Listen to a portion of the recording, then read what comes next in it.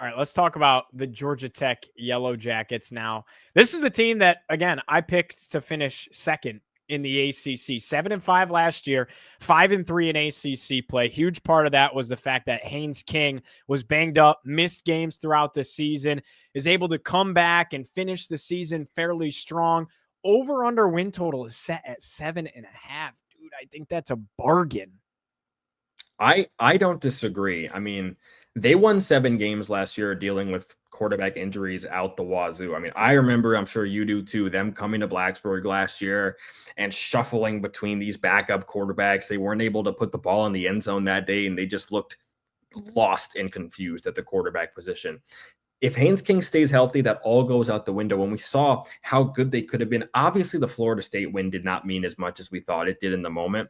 But again, they really should have beat Georgia in that season finale. They played all these really good teams, really close. They have a ton of returning talent from that team last year. They're replacing Eric Singleton with Eric Rivers. Yes. Upgrade or downgrade, it remains to be seen. Obviously, Eric Singleton was an incredible wide receiver. Eric Rivers should be just as good, though. This guy is an absolute stud. You put the ball in his hands, just get the popcorn out and watch what happens. That guy is an absolute stud. And then Jamal Haynes is back, too. He could be the best back in the ACC. I think going into this season, it's a pretty fair assumption to say that he's the incumbent best back in the ACC.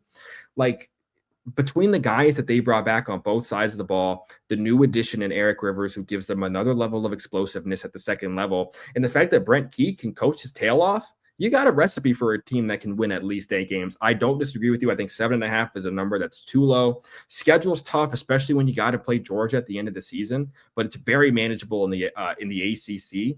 And I think this is a team that's just too talented to go 7-5 again if they stay healthy. I think this game that you're looking at right now opened a lot of people's eyes on the national level as to what Georgia Tech can bring to the table. And what an unbelievable game to watch that was. Joe Tessitore on the call. You know, yeah, it's great in 8.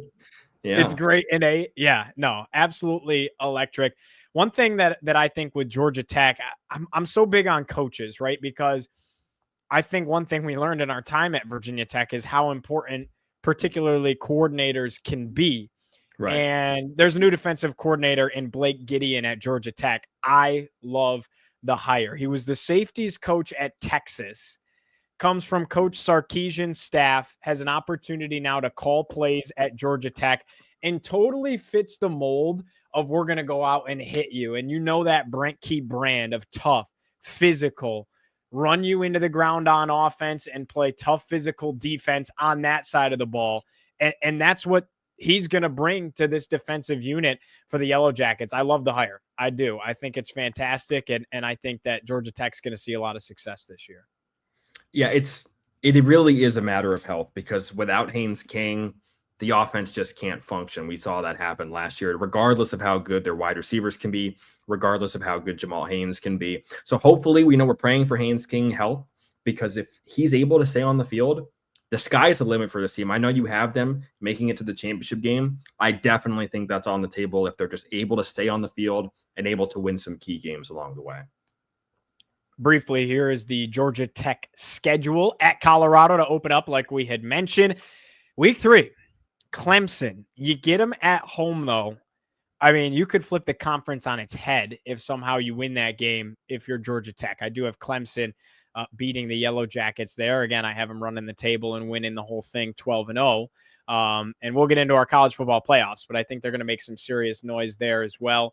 Temple at Wake, Virginia Tech, you get them at home, at Duke.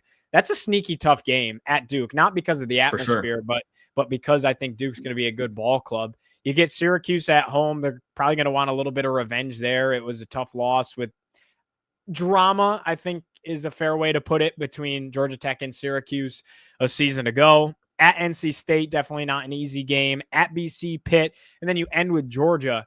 I just think it could be worse. You avoided SMU. You don't play Florida State. You don't play Miami, and you don't play Louisville. Could have been worse for Georgia Tech. You do have to play Clemson, but you get them at home. And other than that, there's not a single place they go to.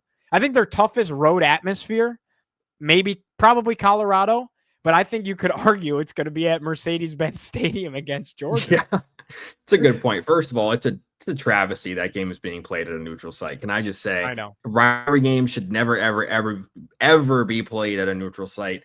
Arthur Blank, I got respect for you. Your stadium is beautiful. I'm planning on visiting it very soon. We're never doing this. We just cannot be doing this. But you're right. Like, honestly, the hardest true road environment they have is probably NC State, where I have them dropping that second conference game. But that's a very, very winnable game. So many of those difficult games are at home for them, particularly Clemson. If they can get past Colorado, who might be a little sneaky to start the year, they got a real shot to knock off Clemson. And then the rest of the ACC schedule is extremely manageable. I think 8 wins should be the floor for this one.